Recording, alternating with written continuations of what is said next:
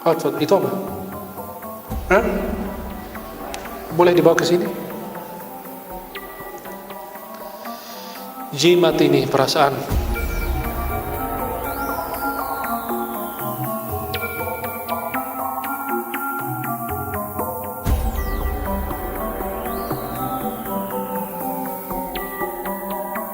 Sihir cinta.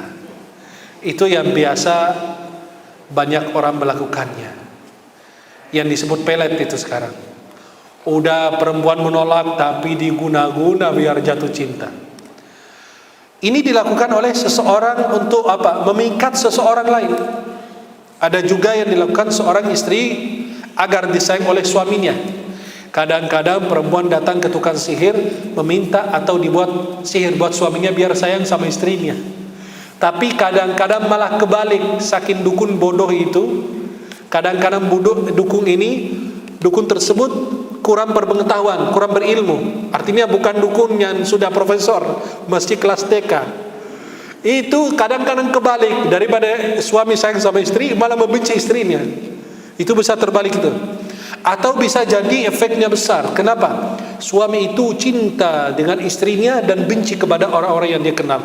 Ibunya, adiknya, saudaranya, semua dia benci. Saking sihir itu kadang-kadang salah digunakan. Kemudian ini salah satu jenis sihir di antara banyak jenis sihir yang masih eksis di zaman modern sekarang. Itu banyak sekali orang-orang yang melakukannya. Gejala-gejala sihir mahabbah atau pelet itu yang kita sebut. Pertama, cinta berlebihan, lebay dalam cintanya. Yang kedua, tidak bersabar jauh dari orang yang dia cintai. Punya harapan ingin bertemu terus.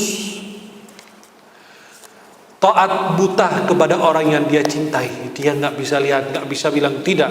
Selalu bilang iya dan iya dan iya.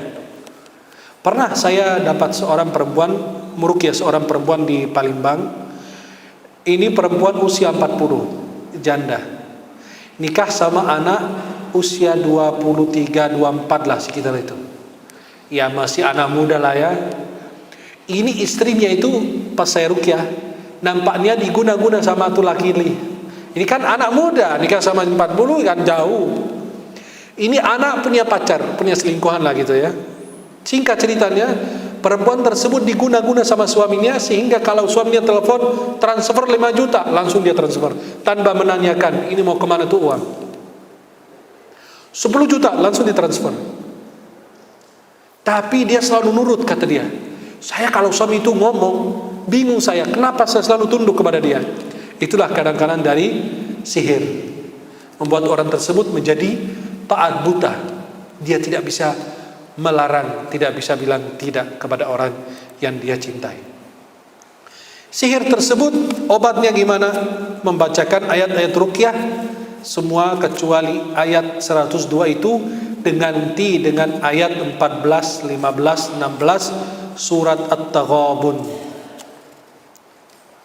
Kadang-kadang orang yang kita ruqyah itu tidak kesurupan. Orang yang terkena sihir pelet itu enggak kesurupan, tapi merasakan lemas atau ada bagian-bagian yang sakit dalam tubuhnya, atau sakit kepala, atau sesak nafas, atau ada sakit di perut, di area perut. Apabila itu sihir dikasih buat minum dan makan. Kalau dia merasakan, kita bilang merasakan itu di dalam area perut, berarti dimakan atau diminum. Kita bacakan ayat pembatalan sihir, dikasih minum. Kalau dia muntah suatu yang warna kuning, merah atau hitam, maka itu sihir sudah batal, alhamdulillah. Tapi dia minum air tersebut yang kita bacakan pembatalan sihir selama 3 minggu atau lebih. Kemudian kita kasih air yang dibacakan surat ayat Al-Kursi. Ayat Al-Kursi. Kemudian sihir berikutnya adalah sihir At-Tafriq, pemisah. Sihir ini bertujuan memisahkan seorang istri dari suaminya, anak dengan orang tuanya. Seorang yang bersahabat baik sampai berpisah dengan sahabatnya. Seorang dengan saudara atau teman karibnya, teman terdekatnya. Itu kadang-kadang orang gunakan sihir tersebut seperti atasan ke bawahan biar benci, biar dia tidak dipilih, tidak didekatkan, tidak disayangi dan seterusnya. Itu terjadi juga. Sihir pelet itu, yang kedua sihir pemisah, itu lebih banyak terjadi. Memisahkan anak kepada orang tua kepada anak, suami kepada istri, istri kepada suami, seorang kepada sahabatnya atau teman terdekatnya. Dan ini adalah salah satu contoh seorang dukun menulis, ini foto orang di Mesir, dan dia menulis nama laki-laki tersebut, dan dia tulis di situ ada mantra-mantra, dan dia nulis agar laki-laki tersebut membenci dengan wanita bernama Afaf. Ya, dia agar membenci, itu ada tulisannya, agar membenci dengan wanita yang kenal, mungkin istrinya atau saudarinya, kurang tahu. Tapi ini itu sihir yang disebut pemisah, mau memisahkan seorang suami dan istri atau seterusnya. Maka ini contoh daripada tukang sihir yang melakukan hal demikian. Dan kita meruqyah seperti yang saya jelaskan tadi. Kemudian ada sihir penghalang jodoh. Sihir itu penghalang jodoh. Sihir seperti ini sering dilakukan oleh orang yang sakit hati karena cintanya ditolak. Cinta ditolak, dukun. Astagfirullah, hafal kalian semua. Tapi giliran baca ayat Quran gak ada yang terusin. Tapi giliran cinta ditolak, dukun bertindak. Itulah penghalang jodoh. Artinya apa? Kamu nikah sama saya, kalau gak sama saya, lu gak bakalan nikah seumur hidup. Itu kadang-kadang begitu laki. Maka katanya sakit hati, cintanya ditolak, kemudian mendatangi dukun untuk menghalangi jodoh orang yang menyakitinya itu. Bisa juga dilakukan oleh seorang suami yang menceraikan istrinya dengan penuh kebencian, kemudian meminta bantuan dukun untuk menghalangi jodoh mantan istrinya itu, atau sebaliknya. Nih, dia menceraikan istrinya karena beban besar dan dia kesal sama istri, dia datang ke dukun biar dia kerjain gak nikah seumur hidup. Padahal udah diceraikan, bukan istrinya lagi, tapi sakit hati. Atau cintanya ditolak, saya tidak mau sama kamu, saya sudah punya sama ini. Wah, dia lebih bagus dari aku, dia susah, gak punya pekerjaan, dia ini, wah dia main kesal, datang ke dukun, habis tuh perempuan, diikat. Dan kemarin saya kasih lihat foto perempuan pakein gembok. Artinya apa?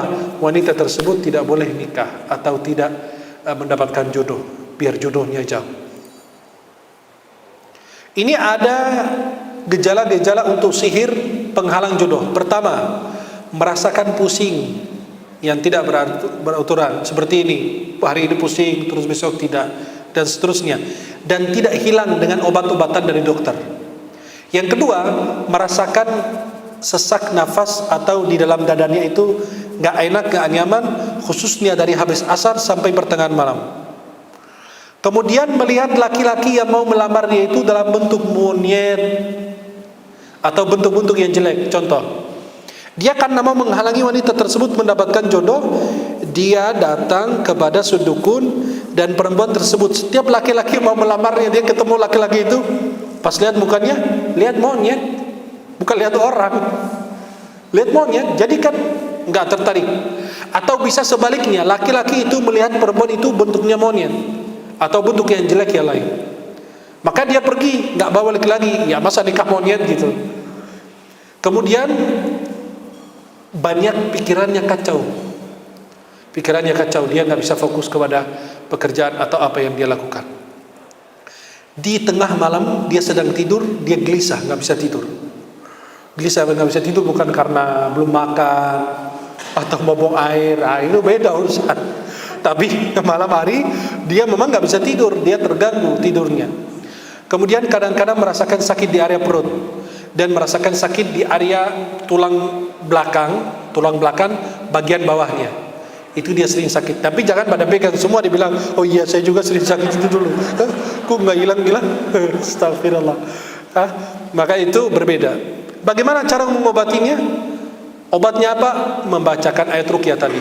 Kalau sudah kesurupan, lakukan seperti yang demikian. Tapi kalau tidak ada perubahan, maka kita suruh jaga sholat tepat waktu, tidak mendengarkan musik, jaga wudhu sebelum tidur, membaca ayat Al-Kursi, kemudian meruqyah diri sendiri sebelum tidur, dan mendengarkan surat Al-Ikhlas, Al-Falaq, An-Nas dalam sehari berkali-kali. Dan dikasih ayat-ayat ruqyah yang saya jelaskan tadi di air, dibacakan di air, kemudian disuruh mandi, ya. 3 hari sekali. Mandi 3 hari sekali, tapi nggak boleh mandi di kamar mandi. Dan airnya nggak boleh dibuang di kamar mandi. Kan air itu udah dibacakan Quran, maka disebut air Quran. Kalau diminum, minum. Kalau tidak, kita gunakan buat mandi, tapi di luar kamar mandi. Bagaimana masa di depan di jalanan gitu saya mandi telanjang? Bukan. Mandi itu nggak harus mandi beneran. Mandi itu ada pertanyaan? Ayo bang, silakan.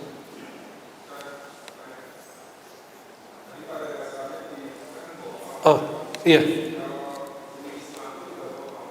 Jin Islam, ya ada bohongnya sedikit, tapi kita yakin bahwa jin itu pada umumnya berdusta. Kalau jin Muslim ya biasa kayak manusia lain, ada bohongnya, ada tidak gitu. Maka kita mempercayainya, artinya tidak mempercayai dia 100%. Tapi kita mengambil perkataan itu sebagai waspada doang. Yang membawa sihir itu, contoh dia bilang sihir itu ditanamkan di sini. Kita harus memastikan benar-benar sihir itu di situ sebelum digali, dan seterusnya. Ya, wallahu a'lam. Silakan, ada bertanya lagi? Oh, itu apa? Jimat apa? Hah?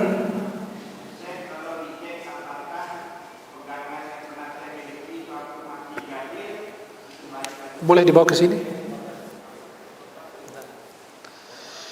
Jimat ini perasaan.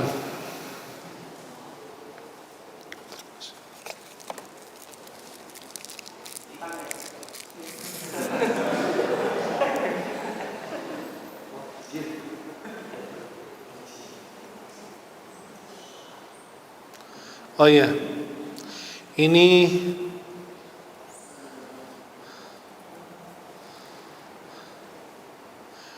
adalah jimat dari kitab-kitab sihir. Biasanya dari kitab Syamsul Ma'arif namanya. Ya, itu harus dimusnahkan. Itu jimat, tidak boleh. Ya, ini jimat. Ini yang punya ikhlas dimusnahkan ini. Ikhlas kan? Udah dikasih ya? Alhamdulillah. Siapa yang mau? Biar jinnya nambah. Nah, nanti saya musnahkan selesai kerja.